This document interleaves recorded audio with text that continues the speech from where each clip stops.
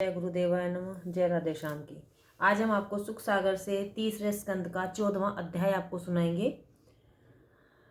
दिति का गर्भ धारण। सुखदेव जी बोले, हे राजा परीक्षित, मैत्रेय जी की इतनी वाणी सुनकर विदुर जी तृप्त न हुए और हाथ जोड़कर कहने लगे, हे भगवान, वारजी ने हिरण्यक्ष को कैसे मारा, यह कथा मुझे बताइए। मैत्रेय जी बोले, हे साधो, एक बार मारीच पुत्र कश्यप जी सूर्यास्त के समय विष्णु जी की पूजा करने के पश्चात यज्ञशाला में बैठे हुए थे कि उसी समय उनकी स्त्री दक्ष कन्या दिति कामदेव से व्याकुल हो उनके पास जाकर बोली, धनुषधारी कामदेव मुझे सता रहा है, आप इसे परास्त कीजिए। आप जानते हैं कि मेरी अन्य सोतों को कई संतान उत्पन्न हो चुकी हैं और मैं संतान विहीन हूँ, और आप जैसे पति को पाकर भला मैं संतान विहीन कैसे रहूं। कश्यप जी ने कहा,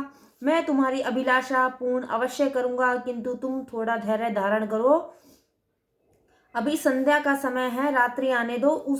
इस समय शंकर जी जो तुम्हारे देवर लगते हैं, शमशान की धूली लगाए हुए अपने भूत पेत्र आदि गणों के साथ चारों ओर विचर रहे हैं। अतएव इस समय इस प्रकार का कर्म नहीं करना चाहिए। किंतु कश्यप जी के उपदेश का काम विहला दिति पर कुछ भी प्रभाव न पड़ा और उसने कश्यप जी का वस्त्र पकड़ लिया। अतएव कश्यप जी ने उसकी अभिलाषा पूर्ण करने के पश्चात स्नान कर गायत्री का जप किया।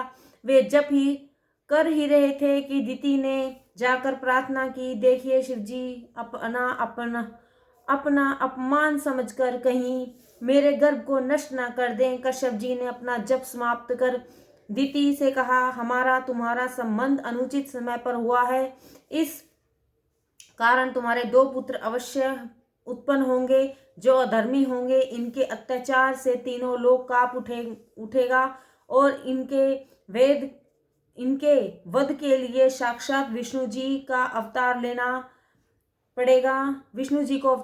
पड़ेगा। तुम चिंता ना करो, जो कुछ होना था हो गया।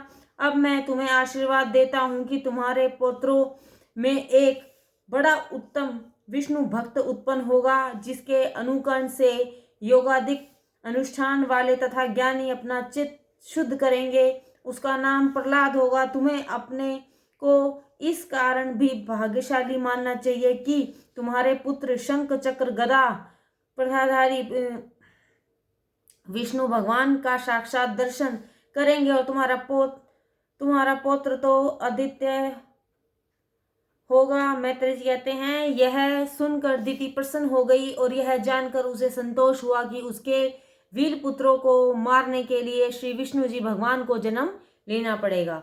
जय गुरुदेवाय नमः। जय राधे श्याम की।